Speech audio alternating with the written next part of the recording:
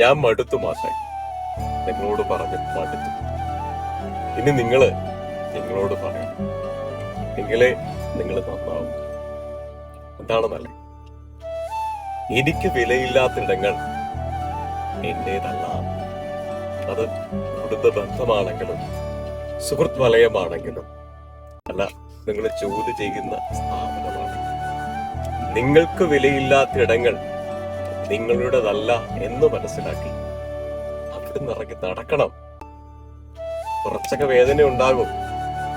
ജീവിതകാലം മുഴുവനും വേദനിക്കുന്നതിനേക്കാൾ എത്രയോ നല്ലതാണ് കുറച്ച് നാട് വേദനിച്ച് ആ വേദന ഇല്ലാതാവും.